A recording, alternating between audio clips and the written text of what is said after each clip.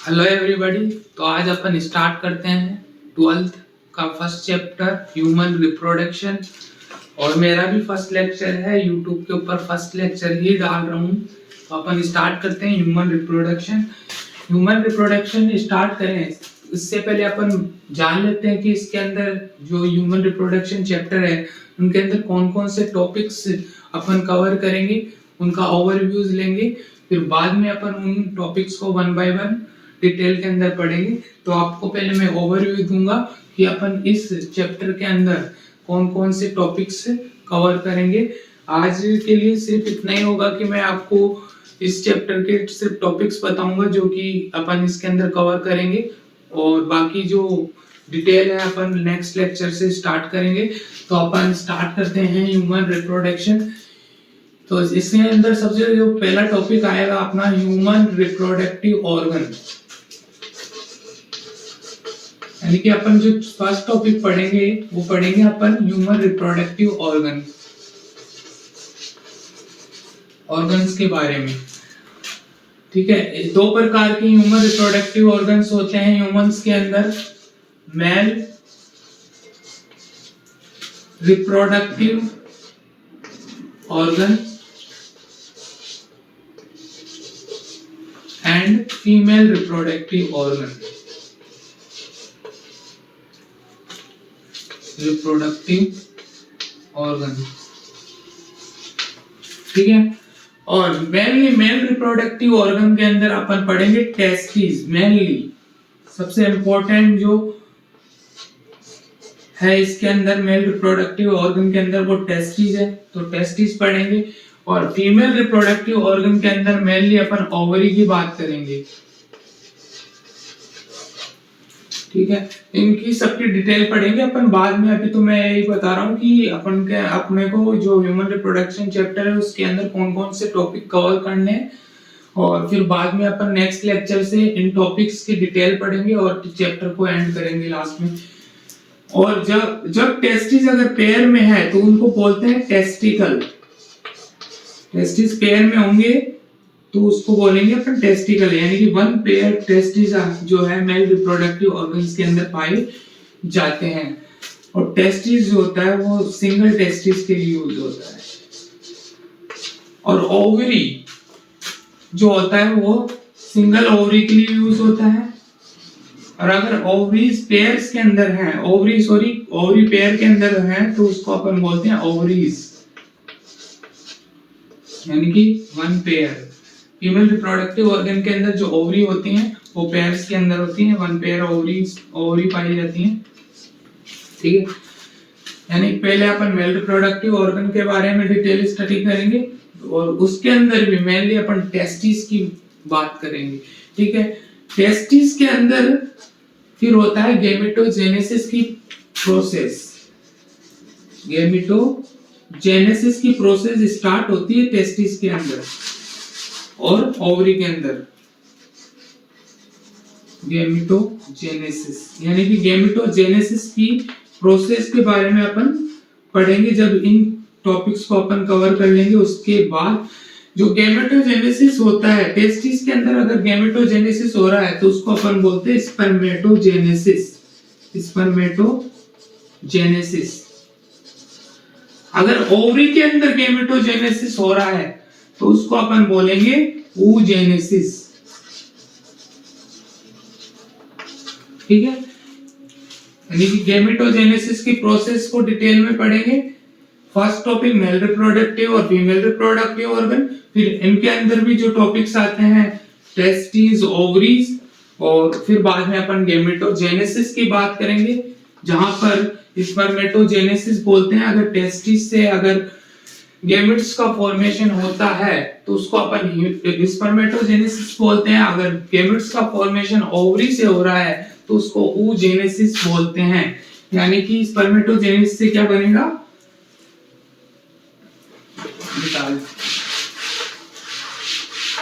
Spermatogenesis gametogenesis देते हैं। Gametogenesis जहां पर मेल के अंदर अपन बोलेंगे स्पर्मेटोजेनेसिस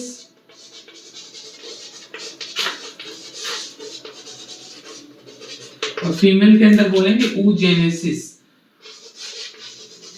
oogenesis और spermatogenesis,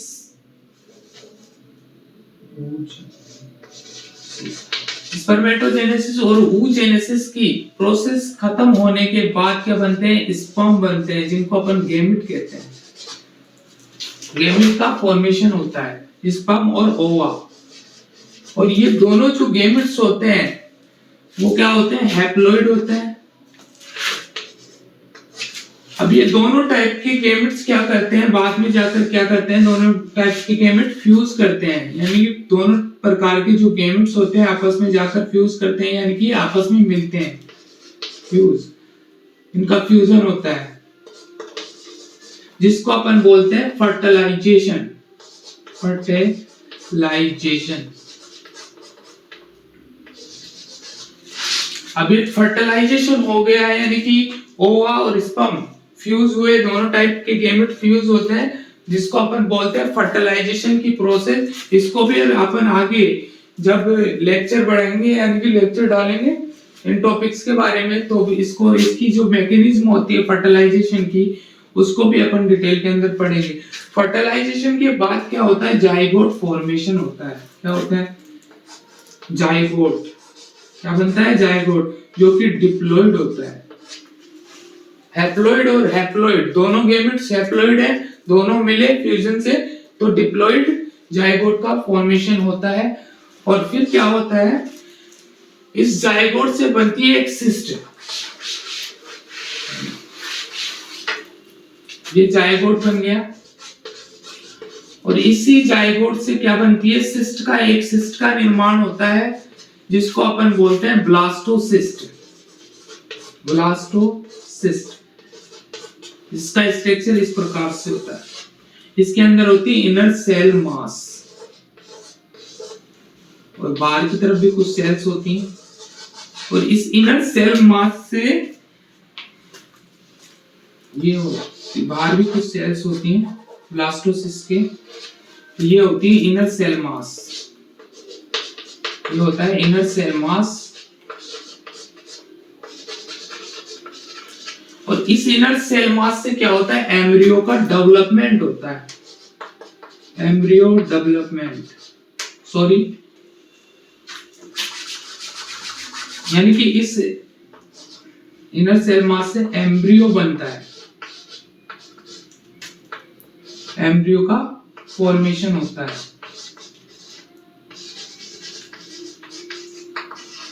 ठीक है। अब एम्ब्रियो बनने के, अभी ब्लास्टोसिस्ट, सॉरी, एम्ब्रियो का फॉर्मेशन इनर सेल मास करेगी। तो ब्लास्टोसिस्ट बनने के बाद क्या होता है कि ये ब्लास्टोसिस्ट जो होता है वो क्या करता है कि फीमेल यूटेराइन वॉल होती है, जो कि इनर यूटेराइन वॉल होती है, वहां पर जाकर अटैच होता है। ये क्या होती है? Female uterine wall, inner uterine wall होती है, यानी कि इसको बोलते हैं एंडोमेट्रियम। एंडोमेट्रियम। यहाँ पे जाकर ये ब्लास्टोसिस्ट होता है ना, वो जाकर अटैच हो जाता है, जिसको अपन बोलते हैं इम्प्लांटेशन। यानी कि ब्लास्टोसिस्ट का जो फीमेल यूटेराइन वॉल है, इनर यूटेराइन वॉल है, वहां पर जाकर अटैच होना ही क्या कहलाता है? इम्प्लांटेशन। यानी कि इम्प्लांटेशन की प्रोसेस शुरू हो जाती है। इसको भी अपन जो है वो डिटेल में पढ़ेंगे आगे। जो यहाँ पर एम्ब्रियो का फॉर्मेशन होता है, एम्ब्रियो बनता है, जो कि किससे बनता है? इनर सेल मास से। ठीक है। फिर इम्प्लांटेशन होने के बाद क्या होता है? एम्ब्रियो के अंदर क्या होते हैं? डेवलपमेंट्स होते हैं, जिसको अपन बोलते हैं एम्ब्रियोजेनेसिस। एम्ब्रियोजेनेसिस, यानी कि एम्ब्रियो का डेवलपमेंट होना क्या कहलाता है? एम्ब्रियोजेनेसिस कहलाता है। ये हो गया एम्ब्रियोजेनेसिस,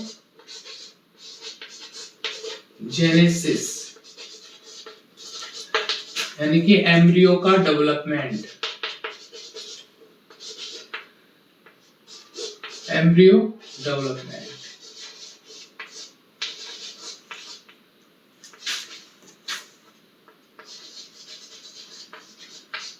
एम्ब्रियो का जब डेवलपमेंट होता है उसको अपन बोलते हैं एम्ब्रियोजेनेसिस, जो कि कितने 9 मंथ का होता है। जो एम्ब्रियोजेनेसिस की जो प्रक्रिया होती है, एम्ब्रियो का जो डेवलपमेंट होता है वो 9 मंथ का होता है, और इसी 9 मंथ को अपन बोलते हैं गेस्टेशन पीरियड। Gestation period. और ये गेस्टेशन पीरियड जो होता है वो 9 मंथ का ही हो, ये कोई जरूरी नहीं है। ये मदर्स के अनुसार, जो अकॉर्डिंग टू फीमेल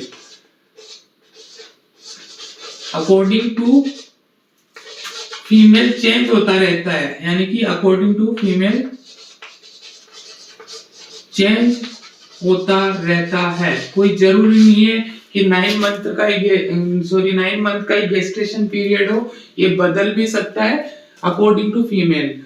ठीक है। गेस्टेशन पीरियड पूरा होने के बाद क्या होता है, जो बेबी बनता है, एम्ब्रियो का पूरा जब डेवलपमेंट होता है उसके बाद भी क्या बनता है, पूरा बेबी जब डेवलप हो जाता है उसके बाद उसका बर्थ होता है, जिसको अपन बोलते हैं पार्चुरेशन। पार्चुरेशन की जो मैकेनिज्म होगी वो अपन डिटेल में पढ़ेंगे। बहुत ही अच्छा टॉपिक है, मुझे सबसे ज्यादा पसंद है। बट यहाँ पे बेबी बाहर आता है जब एम्ब्रियो का पूर्ण डेवलपमेंट हो जाता है 9 मंथ के बाद, जब बेबी बाहर आता है उसको अपन बोलते हैं पार्चुरेशन।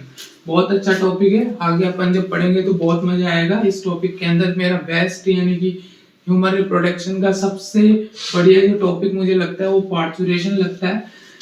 और पार्चुरेशन के बाद अपन पढ़ेंगे लैक्टेशनल पीरियड। लैक्टेशनल पीरियड, इसमें क्या होता है कि जब यूटेरस से बाहर आता है, यानी कि बेबी का जब बर्थ होता है, तब क्या होता है कि बेबी को क्या ये न्यूट्रिशन की भी आवश्यकता होती है। उस न्यूट्रिशन को बनाने के लिए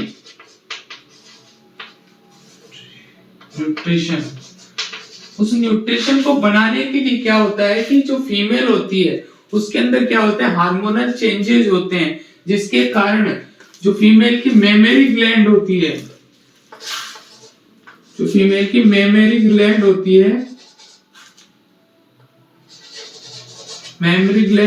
वहां पर क्या होता है कि मिल्क फॉर्मेशन होता है। क्या होता है? मिल्क फॉर्मेशन और मिल्क इजेक्शन होता है। Milk ejection.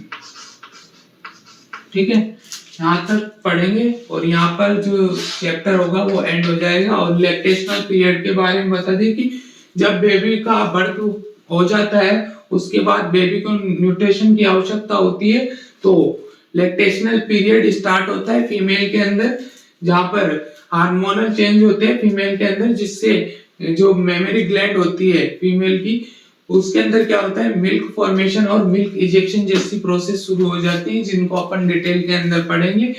ये था अपना ओवरव्यू ह्यूमन रिप्रोडक्शन का।